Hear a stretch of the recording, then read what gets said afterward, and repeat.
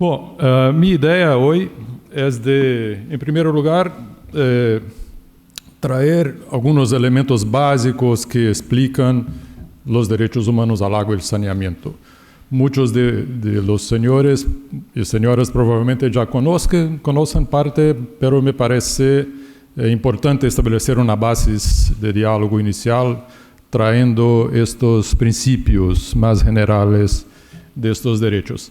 Depois, eu pretendo explicar um pouco a situação global em relação ao cumprimento destes direitos e os desafios futuros, tendo como bases os ODM e os ODS. Eu creio que os ODM e os ODS são uma importante plataforma para acessar a situação destes direitos, com muitas limitações, como eu vou tentar mostrar, mas nos dá uma mirada sobre aonde estamos e aonde necessitamos chegar.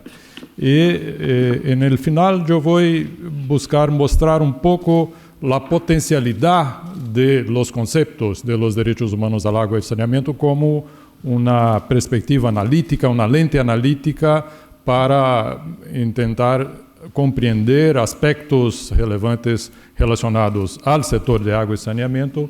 E para isso eu vou mostrar muito rapidamente meus informes temáticos, de que maneira eu venho utilizando estes princípios de los direitos humanos para entender situações específicas. Muito bem, a ver se isto funciona. Sim, eu creio que Juan explicou um pouco isso, a base legal internacional, perdão, porque está em inglês este diapositivo. Bom, se pode identificar em la legislação internacional atual, porque não é novo falar de direitos humanos, mas o marco contemporâneo mais importante para os direitos humanos foi efectivamente a Declaração Universal dos Direitos Humanos de 1948, justamente no período pós-guerra. Por este motivo, por este contexto histórico, a Declaração de 48 é muito centrada em los direitos políticos e civis, como Juan ha mencionado, pero há um artículo, o artículo 25 da Declaração, que trata do direito a nível, a estándar mínimo de vida. Esse artículo 25 abre uma ventana para se tratar de los direitos humanos desde uma perspectiva de los direitos econômicos, sociais e culturais, que alguns autores fazem este tipo de classificação entre os direitos humanos, articulando o conceito de los direitos humanos a los três lemas da Revolução Francesa: liberdade, igualdade e fraternidade. Então, liberdade estaria relacionado aos direitos civis e políticos, igualdade aos direitos econômicos, sociais e culturais, e fraternidade aos direitos difusos, a alguns dos direitos coletivos. Muito bem. Então, obviamente, a Declaração de 48 não habla de água, tampouco a declaração, o Pacto Internacional de los Direitos Econômicos, Culturais e Sociais, que entrou em vigência em 1976, pero alguns tratados posteriores começam a incluir o tema do direito à água.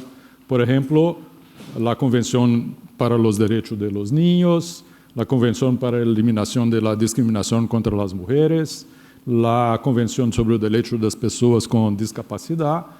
Pero nesses tratados, a água entra como uma maneira, eu diria, auxiliar para pensar em los direitos de los niños, de las mujeres, das populações que vivem em condições de vulnerabilidade.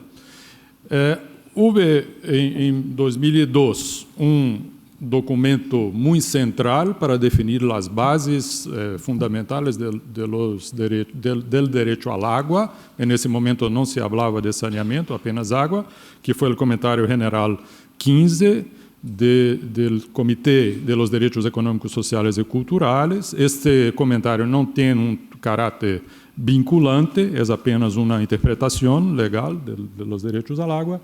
E, finalmente, em 2010, hubo la aprobación por la Asamblea General y por el Consejo de los Derechos Humanos de la resolución específica en ese momento para el derecho en el singular humano al agua y al saneamiento. Hubo una tentativa anterior en 2008 que no fue aprobada, una propuesta de resolución en la Asamblea General. En 2010 fue una propuesta presentada por el gobierno de Bolivia y con apoyo de muchos países, sobre todo europeos.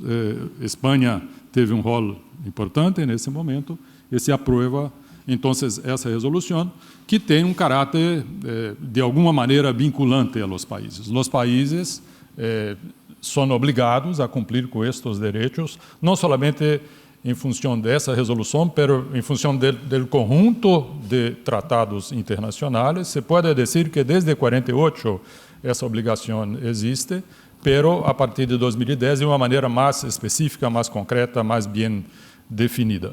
Depois, estão sendo aprovadas resoluções a cada ano na Assembleia Geral e no Conselho de Direitos Humanos. Em 2015, a resolução trata de fazer uma distinção entre o direito à água e o direito ao saneamento.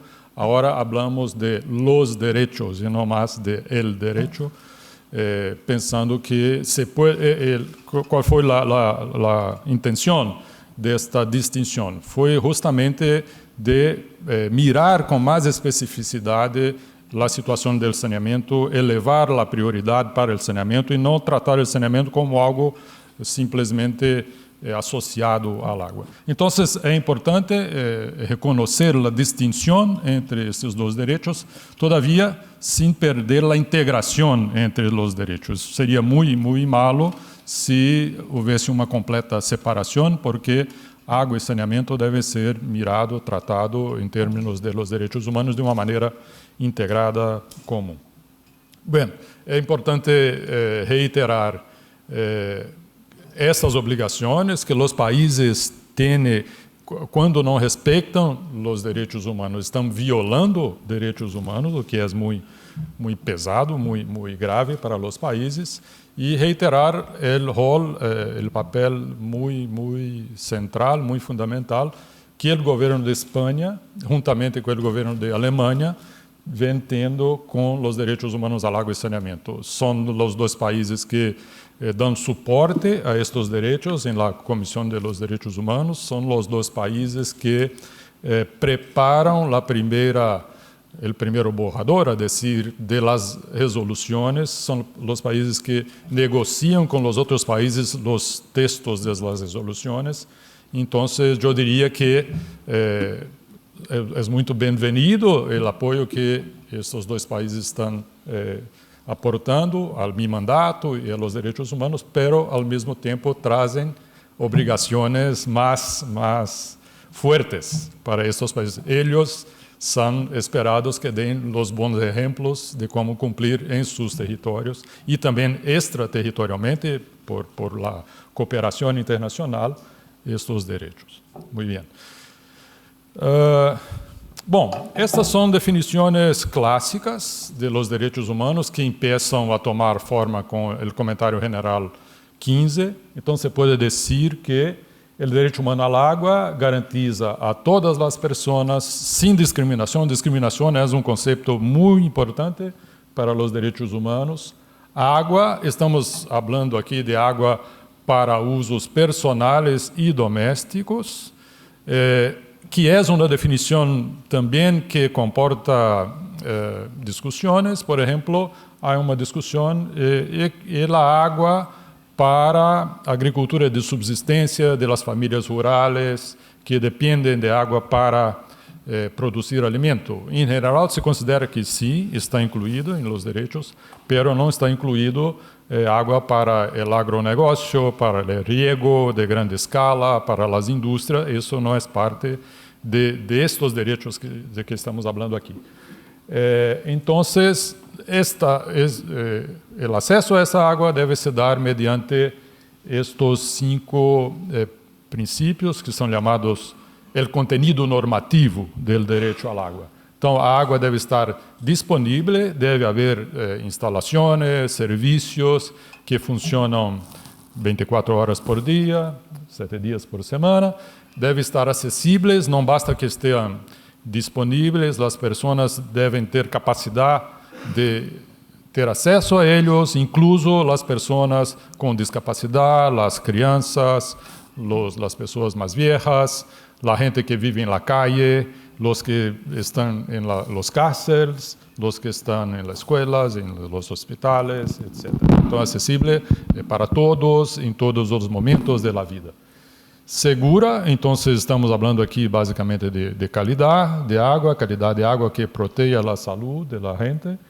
Aceptável tem que ver com as características culturais, as tradições culturais das pessoas. É tema muito importante, às vezes pouco explorado, pero há muitas situações, por exemplo, através da cooperação internacional, que se implementa soluções a los países pobres com uma mirada cultural de los países desenvolvidos e essas soluções não são utilizadas por la gente, então não são soluções aceitáveis. Há muitos e muitos casos como estes. E asequible, que é tema muito importante, não é tema tradicionalmente tratado por el setor de água e saneamento. Os 4 primeiros, sim, são mais tradicionais no setor de água e saneamento. E a asequibilidade é tema que afeta muito claramente, não somente os países em desenvolvimento, mas muitos países desenvolvidos. Há que mirar, a asequibilidade nos convoca a mirar não para os promédios do custo da água para a gente, pero para as parcelas da população mais empobrecidas, com menor capacidade de pago. E muitas vezes não temos boas estatísticas para isso. Muito bem.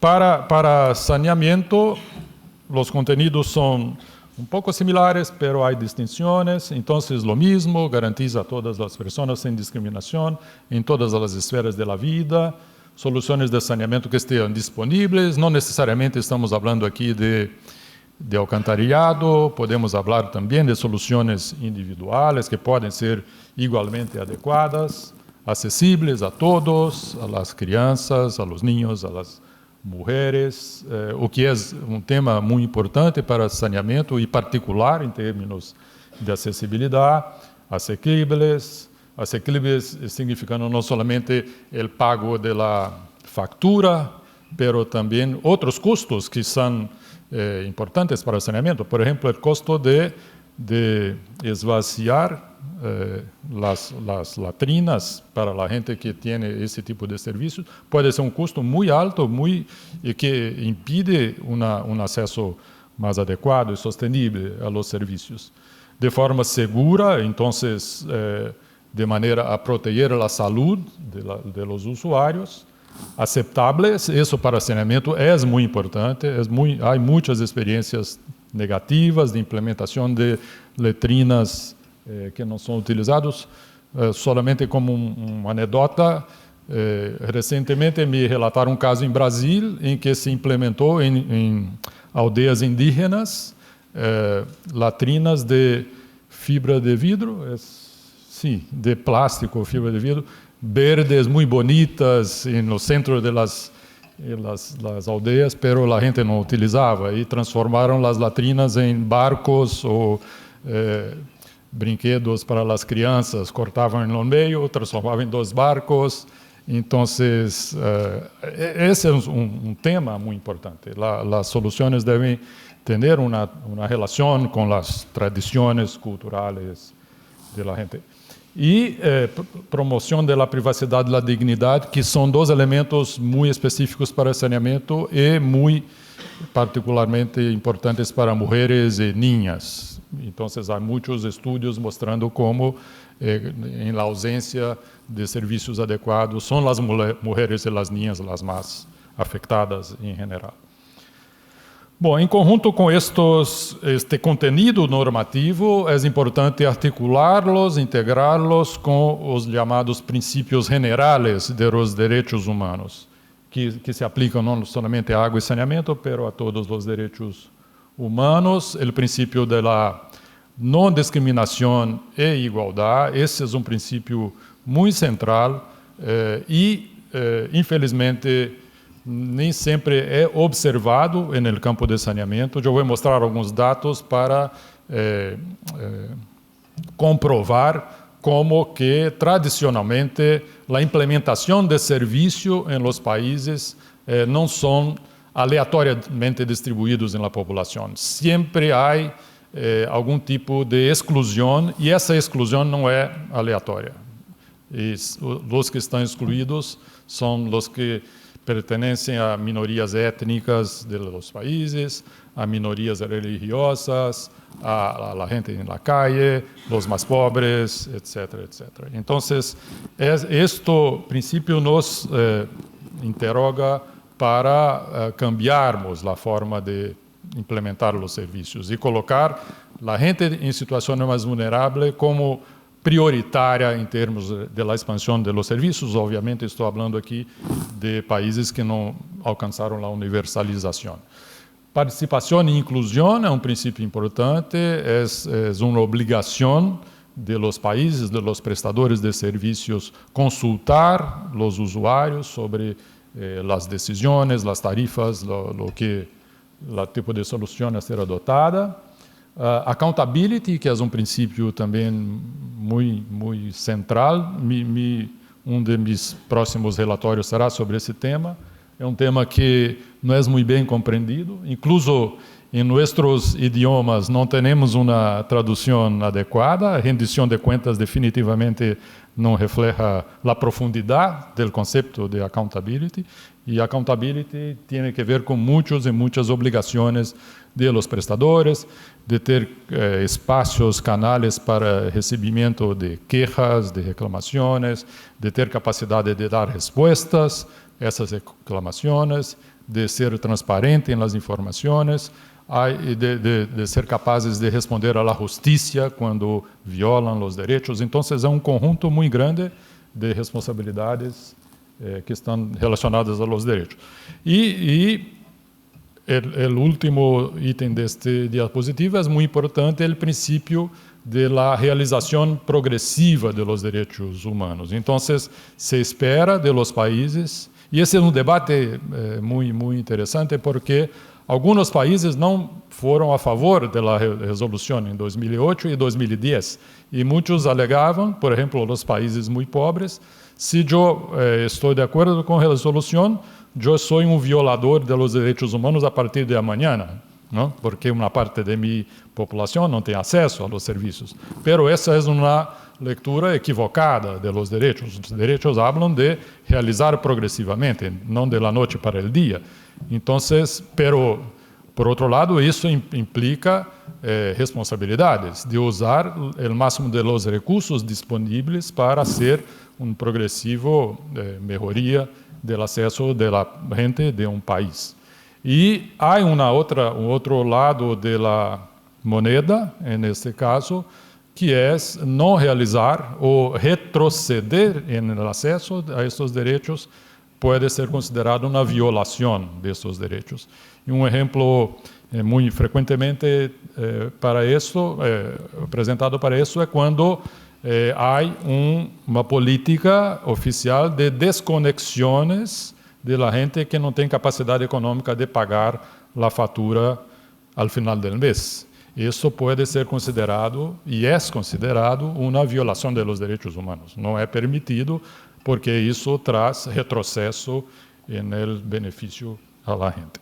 Então, princípios e conteúdo normativo em conjunto, e junto com outros elementos dos direitos humanos, nos permite uma plataforma analítica para pensar em que medida que se está cumprindo com os direitos humanos. Quando eu realizo uma missão a um país, a México, por exemplo, eu miro a situação de México por estes elementos analíticos para verificar em que medida que cada um deles estão sendo observados por el país.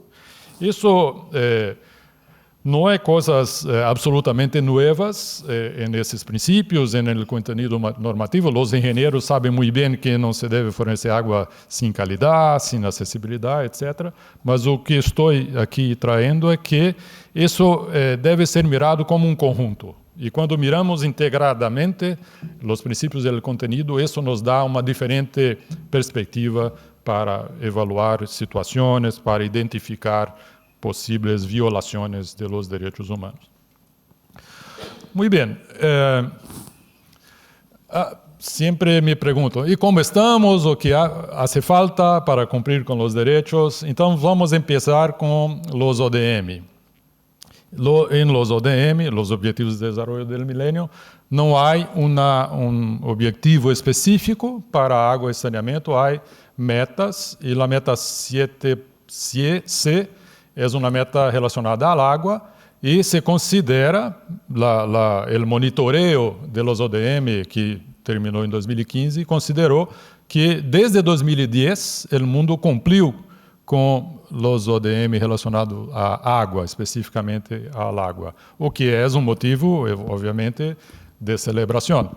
Pero, quando se mira com mais profundidade o que significa esta meta e como ela se relaciona ou não com os direitos humanos, a celebração não deve ser tão entusiasmada.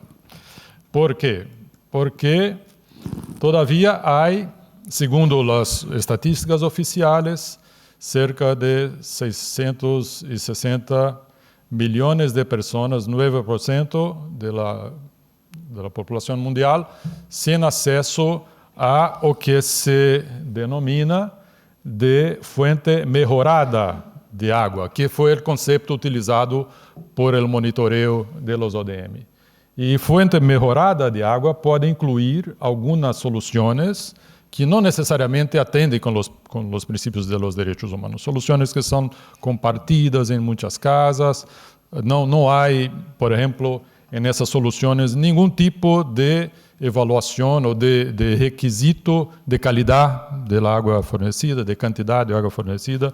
Então, o nível de ambição de los ODM é muito baixo, se os comparamos com os direitos humanos.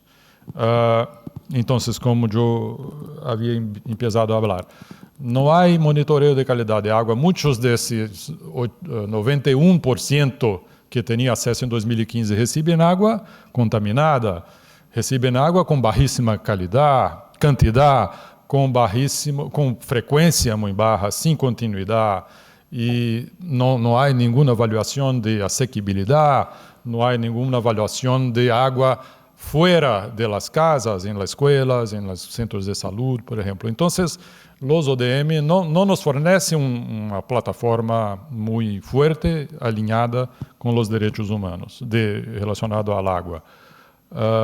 E há muitas e muitas fortes assimetrias no acesso. Isso, os informes, muitos devem conhecer, há programa chamado Programa de Monitoreo Conjunto, que é organizado por la OMS e UNICEF, que tem lançado informes periódicos, e os últimos informes, sobretudo, mostram fortíssimas inequalidades, fortíssimos gaps entre população urbana e rural, entre os mais ricos e os mais pobres no mesmo país, isto não está muito bem ainda identificado, mas certamente, muito claramente, os assentamentos informais são muito ignorados por las autoridades, por los prestadores de serviços. Eu não gosto de falar ilegales, eu uso a palavra informales, porque não necessariamente são ilegais. Grupos vulneráveis, como indígenas, população na calle, etc., comparado com a população general, há assimetrias de gênero, e há muitíssima assimetria se comparamos países desenvolvidos em desenvolvimento. África com Europa, África com América Latina, vão mostrar muitas desigualdades. Então, temos um quadro muito desequilibrado, muito desigual, se desagregamos aquela conquista de termos alcançado os ODM. Para saneamiento, ao contrário, não há o que celebrar, incluso em los bajos definições, o bajo nível de acesso de los ODM, não se alcançou a meta e foi uma das metas consideradas mais retrasadas de todos os ODM. Aqui há um problema, eu estava acertando isso por la manhã, 2,4 mil milhões, perdão, bilhões é outra coisa, de pessoas, esse é o problema do portunhol, perdão, sem acesso melhorado, que são 32% da população, e 70% vivem nas áreas rurais. E a mesma discussão, saneamento melhorado inclui soluções que estão lejos de los princípios de los derechos humanos. Cerca de 1 mil milhões de pessoas defecando a cielo aberto em 2015. Então, é uma situação dramática, com muitas desigualdades no mundo, África particularmente, parte de Ásia, alguns países da América Latina têm nenhum progresso, um progresso muito limitado nos últimos anos relacionados ao acesso melhorado, usando essa expressão. Bom, esse é um quadro muito interessante, que é um quadro produzido por o Programa de Monitoreio Conjunto, que mostra justamente os riscos de los promedios. Eu me gusta dizer que a los que militan con los derechos humanos no les gustan los promedios. Los promedios ocultan las desigualdades. Entonces, aquí es el nivel de acceso al agua entubada, ¿puedo decir? En ese país de Asia Central, Cazaquistán. Entonces, en el mundo, en ese año, 2012, 56% de la población tenía acceso a agua entubada. E aqui, quando desagregamos por regiões, temos uma situação tão boa quanto a América Latina, e 16% em África subsaariana, e Ásia Central, mais ou menos com o mesmo nível. Se desagregamos por países, na Ásia Central vamos ver uma muito grande desigualdade. Se para Cazaquistão, que está um pouco arriba do promédio mundial, desagregamos em urbano, rural, e para cada um deles em los mais ricos e los mais pobres, los quintiles mais ricos e mais pobres, vamos perceber que os ricos urbanos de Cazaquistão têm uma situação melhor que América Latina e Caribe, e os pobres rurais pior do que a África subsaariana. Então, isso é muito importante, trabalhar crescentemente com desagregação de dados para revelar as inequidades. Isso não é apenas para denunciar, para informar que existem as desigualdades, mas é o princípio de que, se não conhecemos, não sabemos como enfrentar. Então, precisamos conhecer para saber quais são aqueles que têm acesso mais limitado aos serviços. Bom, estamos em outro momento, agora, de los ODS, temos os 17 novos objetivos. Há um objetivo específico para água e saneamento, o objetivo 6, que tem 6 metas, pero 2 mais metas de implementação. O objetivo 6, e essa é uma leitura muito importante, está muito relacionado com vários outros objetivos. Os ODS nos convocam a sermos leituras transversais entre os objetivos e não mirar especificamente para um objetivo. Então, minha mensagem é: se o setor de água e saneamento hace bem el para casa em espanhol, o dever de casa que os niños hacen, se hacemos bem o dever de casa, nós outros vamos contribuir para muitos outros objetivos. Sobretudo, se hacemos o dever de casa priorizando a gente que vive em situação mais vulnerável. Se hacemos isso, estamos contribuindo para reduzir a pobreza, para melhorar a hambre, para reduzir a hambre, para melhorar a educação, para melhorar a saúde, para criar cidades mais inclusivas, resilientes, etc. Estamos trabalhando, obviamente, para combater o câmbio climático. Estamos trabalhando para reduzir a desigualdade entre gêneros e, sobretudo, estamos aportando importantes contribuições para o objetivo 10, que é um dos objetivos mais importantes dos ODS, que é reduzir a desigualdade internamente nos países e entre países. Então, é uma responsabilidade muito grande. Se o setor de água e saneamento sigue sendo business as usual, que é implementar água para os que podem pagar, e saneamento para os que podem pagar, e olvidando a gente que mais necessita desses serviços, essa contribuição não se dará em curto prazo. É muito importante ressaltar, enfatizar que o direito humano à água e saneamento foi explicitamente reconhecido nessa agenda e foi um dos muito poucos direitos humanos que é explicitamente mencionado no documento Transformando Nosso Mundo, a Agenda 2030 para o Desenvolvimento Sustentável. A esta cita, estamos mirando em 2030 um mundo em que reafirmemos nossos compromissos sobre o direito humano à água potável e saneamento e onde haja melhor higiene. A parte do direito ao desenvolvimento e direito das mulheres, este é um dos únicos direitos que está explicitamente mencionado em la declaração, o que nos coloca responsabilidades especiais. Estas são as duas metas relacionadas à água e saneamento. Então, a meta 6.1 habla de, em 2030, lograr o acesso universal e equitativo. É importante enfatizar cada um desses adjetivos aqui. Universal, equitativo, a água potável, então estamos falando de água com qualidade, que pode ser bebida, a um preço assequible para todos. Então, toda a gente e universal pode considerar não somente em las casas, também em outras instituições.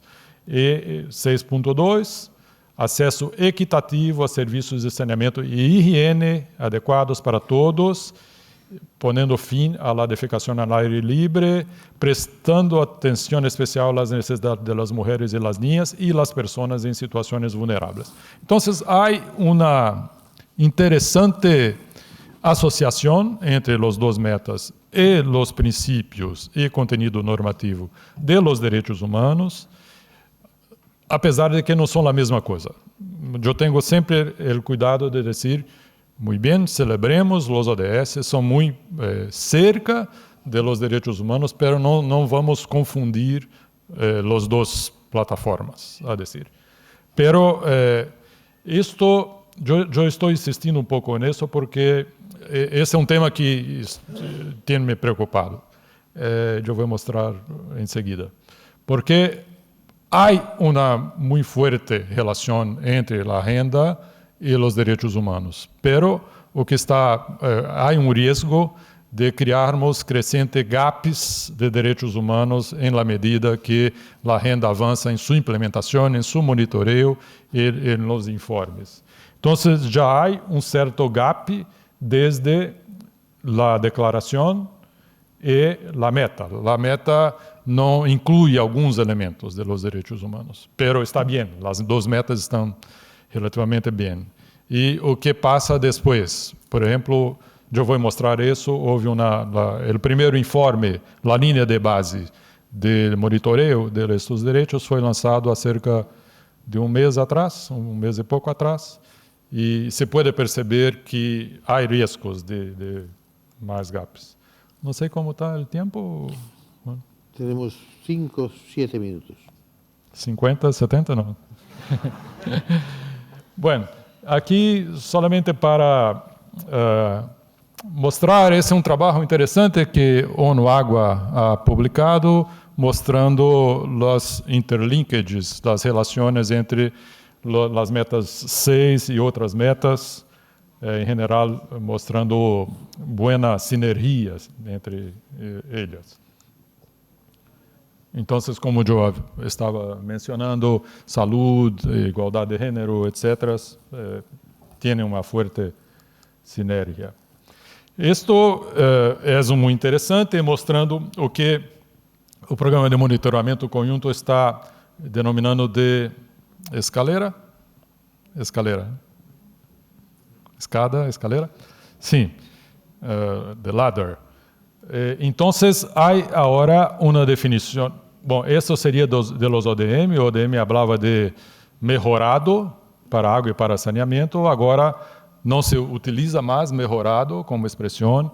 E o último patamar da escalera é gestionado de forma segura.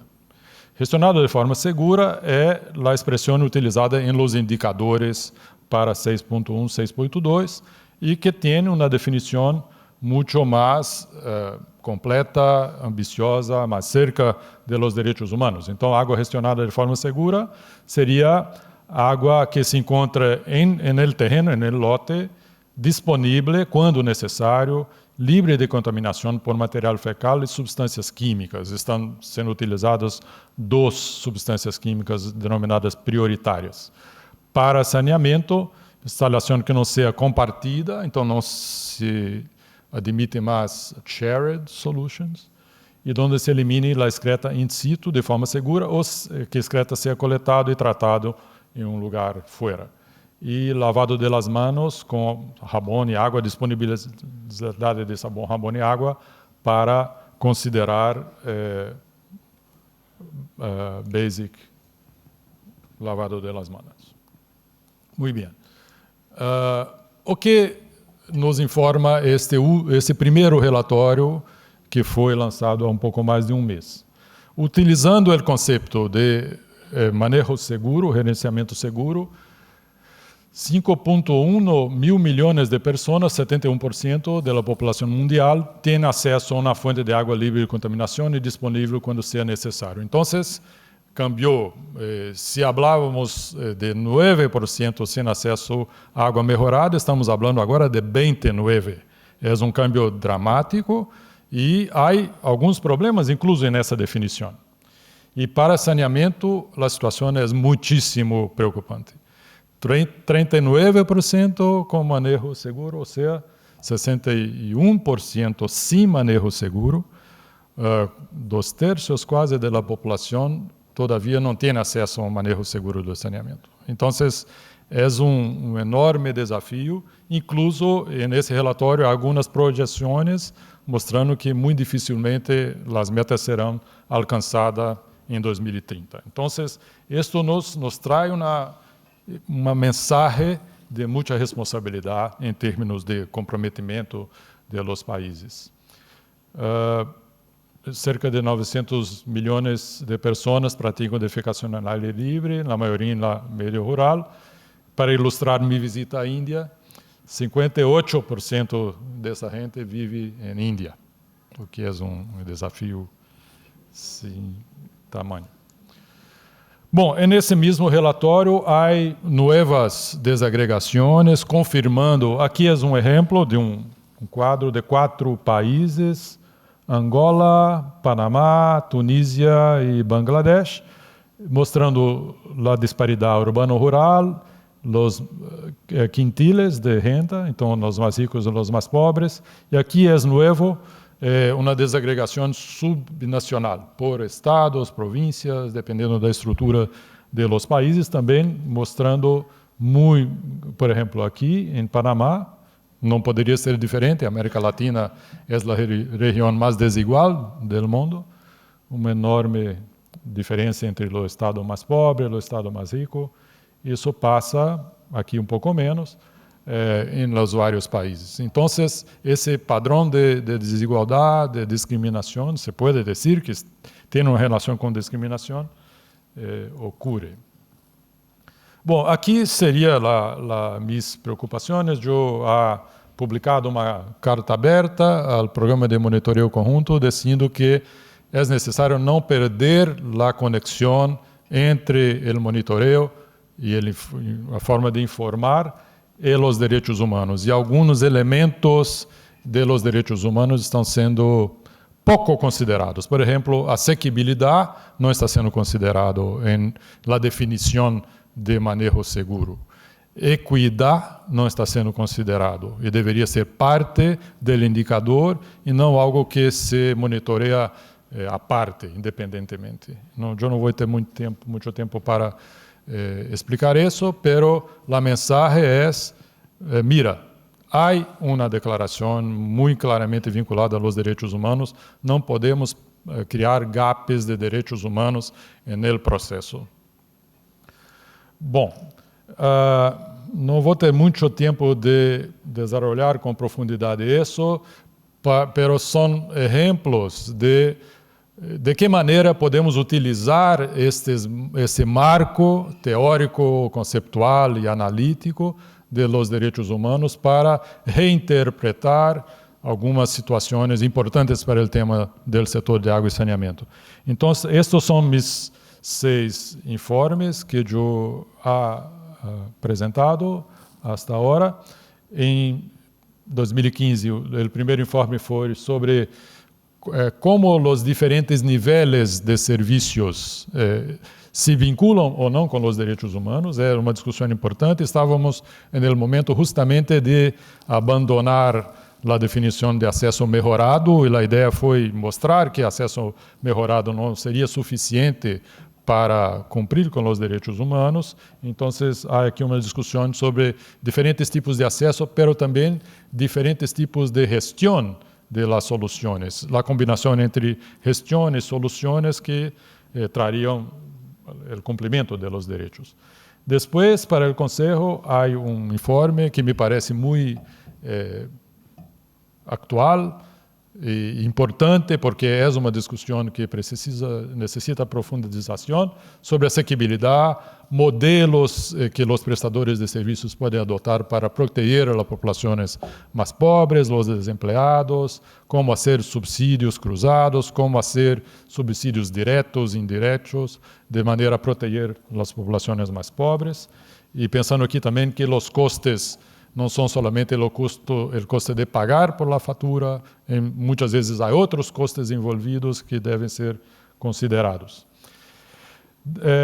Eu he preparado um relatório em 2 partes sobre cooperação para o desenvolvimento. Eu vou apresentar a segunda parte no próximo mês, na Assembleia Geral, e a ideia aqui é mostrar que, sim, as conclusões são que há uma distância entre o que os países fazem internamente e como praticam a cooperação internacional. Muitos dos elementos dos direitos humanos são olvidados nesse processo.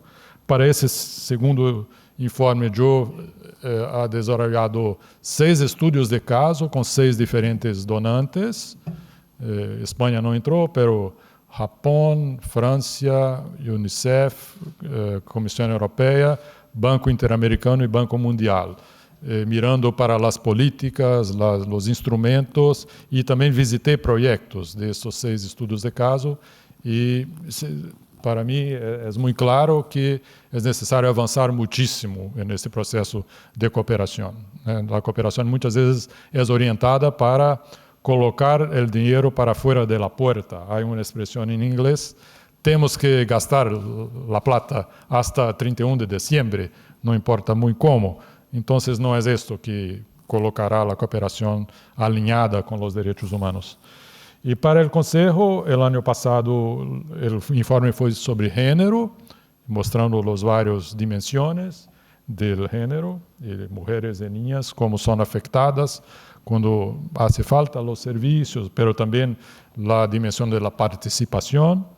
E este ano acabo de apresentar, a semana passada, para o Conselho, um informe sobre a regulação de los serviços, a importância da regulação, pero também aqui há uma constatação de que predominantemente a regulação é orientada por la regulação econômica de los serviços e não assume propriamente os elementos de los direitos humanos.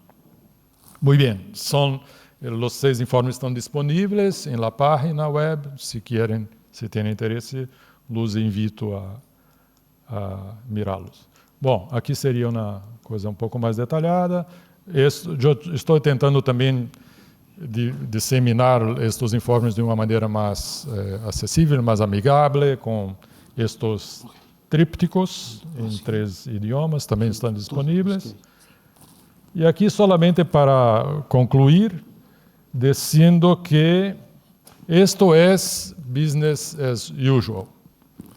Empezamos o período com um gap entre um grupo favorecido e um desfavorecido.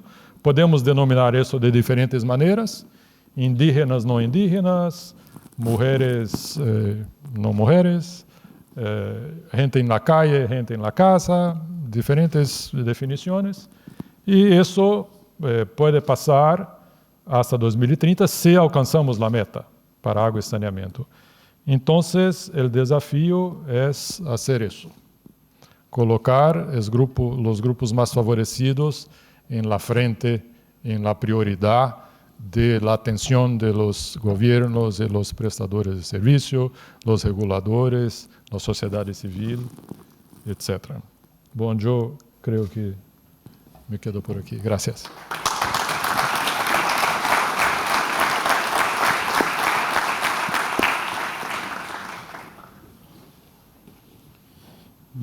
Bien, tenemos unas cuantas preguntas. Como hemos empezado con 10 minutos de retraso, o sea, creo que podemos utilizar estos 10 minutos para las preguntas, ¿no?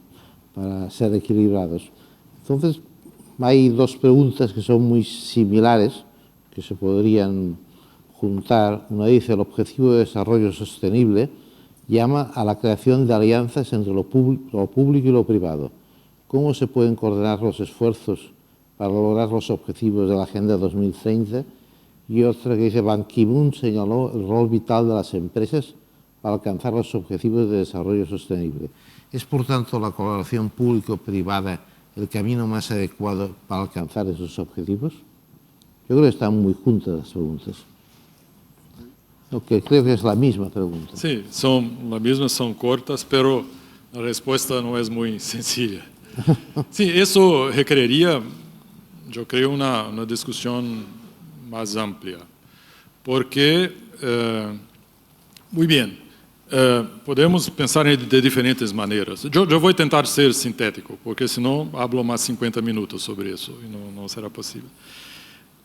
Uma maneira é pensar que é necessário estabelecer meios de implementação para alcançar os ODS, e isso supõe mobilizar os recursos disponíveis, todos os recursos disponíveis, da cooperação internacional, recursos públicos, privados, etc., parcerias, etc. A outra discussão é se há modelos de gestão mais adequados que outros. Sabemos que esse tema do público ou privado é um tema muito controversial, incluso em Espanha. Não ignoro que há um debate em Espanha. Em princípio, este marco de los direitos humanos não tem uma preferência, ele pensa em los resultados e não em los meios, pero eu diria que, em minha opinião, são legítimos algumas preocupações de los processos de intensificação da privatização.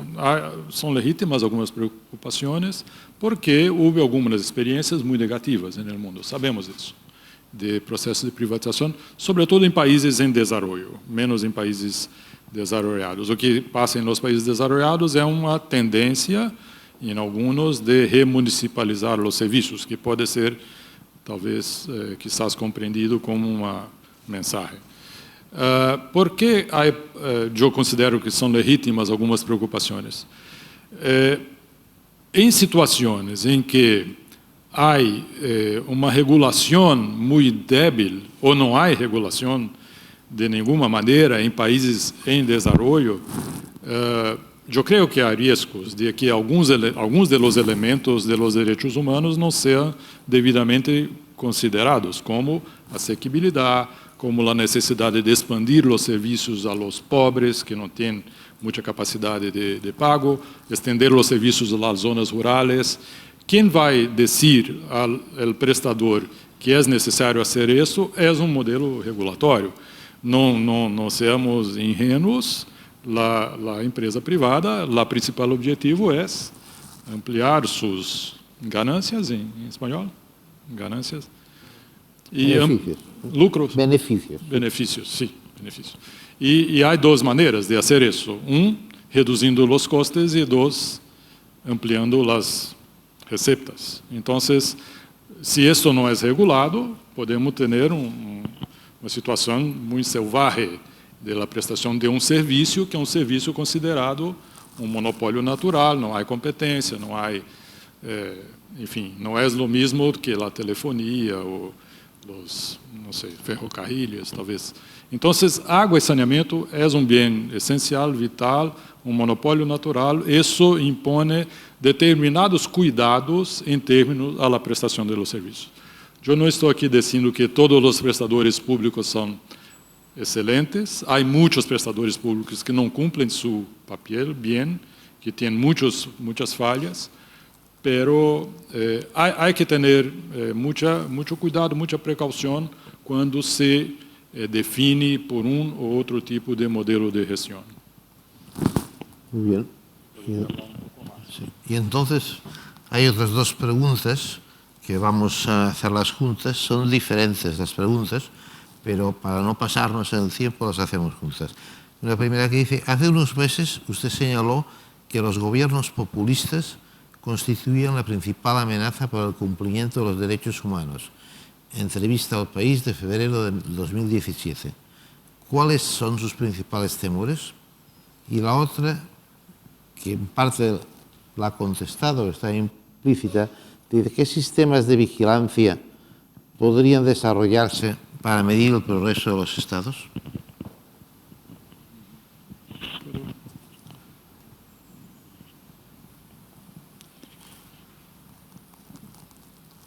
Sim, no caso dos governos populistas. Sim, esta é uma preocupação que não é somente minha.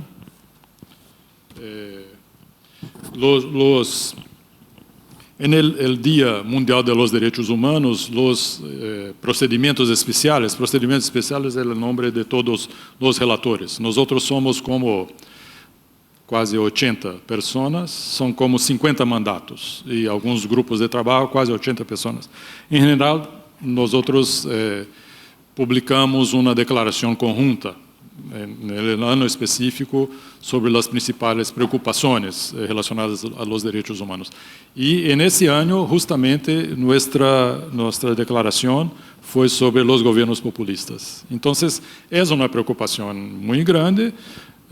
Eu não vou ser específico aqui, pero há uma emergência global de governos populistas e isto pode levar a políticas que não tomem em consideração as necessidades da gente que mais necessita de uma proteção desde a perspectiva dos direitos humanos.